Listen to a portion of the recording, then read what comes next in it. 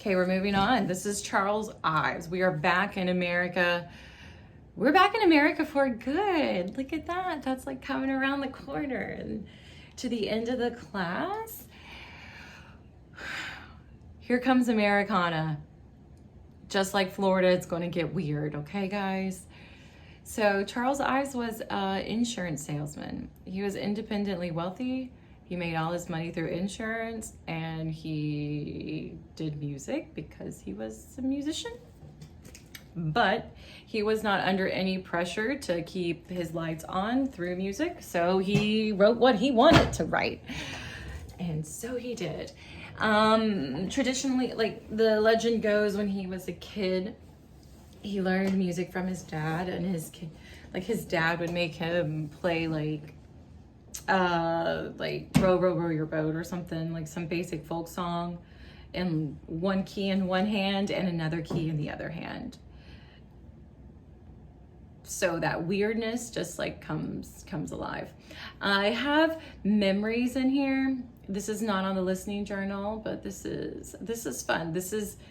It's like a little scene. The first one is like telling the story of being at an opera house, and the second one is basically the story. We're sitting in the opera house, waiting for the curtain to rise upon us for I'm feeling pretty gay, and when you Jimmy, look, I see the band is tuning up and soon we'll start to play. We whistle and we hum, beat time with the drum. We whistle and we hum, beat time with the drum. We're sitting in the opera house, waiting for the curtain to rise upon us for I'm feeling We're gonna do the little in between. expectancy and ecstasy.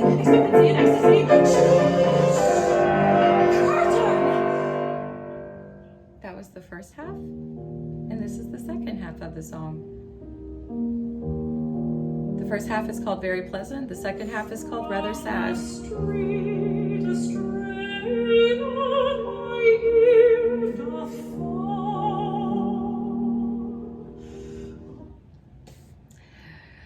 Ives was all about musical experimentation and all about freedom, and did not care if things were pretty, which I appreciate. His job was he told stories. Some stories were pretty, others were not. And speaking of stories, we're going to listen to Charles Rutledge. Let's see, there's so much. Oh my God, he wrote so much music. Okay. According to Kimball, this song has been called the greatest country and western number never to be performed at the Grand Ole Opry. The greatest country and western number never to be performed at the Great Ole Opry.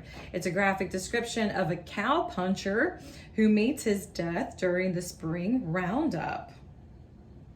There we go. Charles Rutledge, y'all. This is Sam Raimi. Another good cowpuncher has gone to meet his fate. I hope he'll find a resting place within the Golden Gate, So fun side story. So Sam Raimi, he is American based. He's older now. And I once was at some talk where like he was performing at UF or something, so he gave like a talk to the students beforehand, and he said that when one of his favorite things to do was to go down and sing karaoke at a country western bar in New York City. It was with his like nephew or his son or something. So that's what he did in his free time. He sings country and western music, which I find it fun that he's doing Charles Rutledge. Oddly appropriate. This is vacant on the ranch of the XIT. 'Twill be hard to find another that's liked as well as he. The first lad I was Kid White, a man both tough and brave, while Charlie Rutledge makes the third to be sent to his grave. When you're looking at I'll let this play. When you're looking at the music, at the score, Lost by a cow falling Ives writes very specific notations for the performer and the pianist.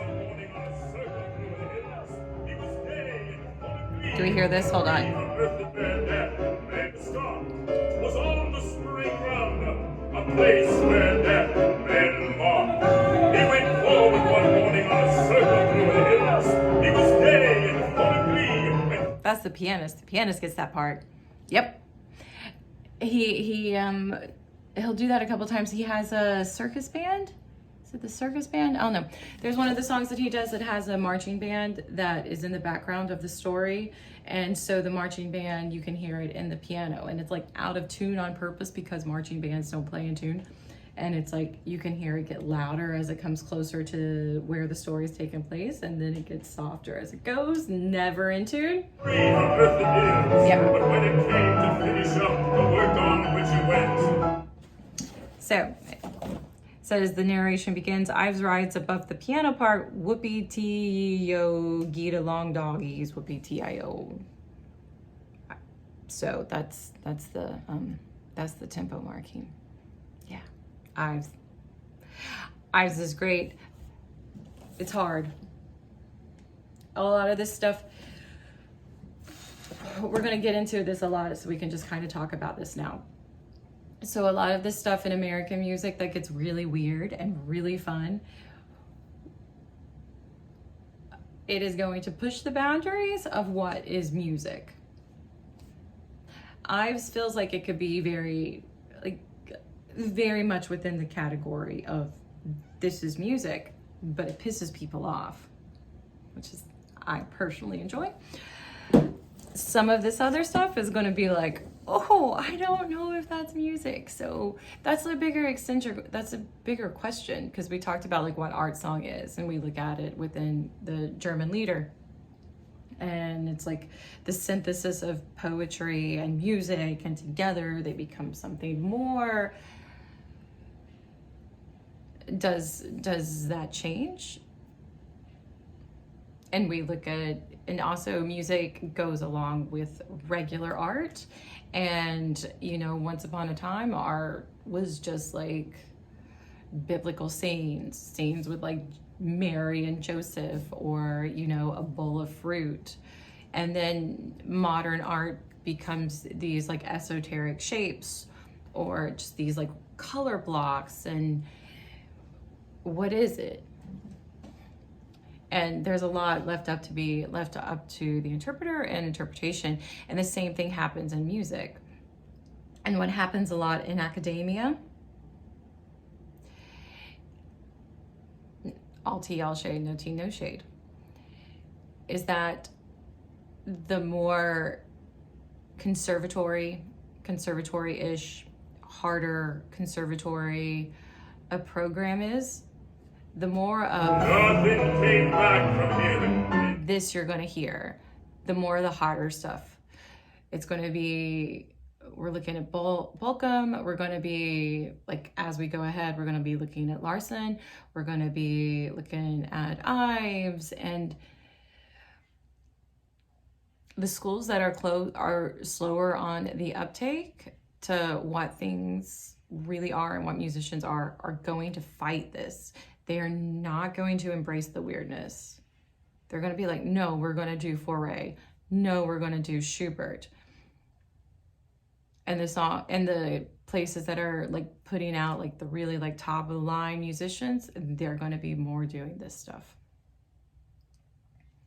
So you got to fight for your right to party, guys. At least that's what I believe. So there we go. There's Ives. American music just gets weird. It gets experimental. It gets about freedom. It's like, screw you. I don't have to write about a babbling brook. If I don't want to, I can write about whatever I want. And it can sound what I want. And that's my gift to the music world. And there we go. That's it. Just hold on tight, because it's going to get really weird from here on out.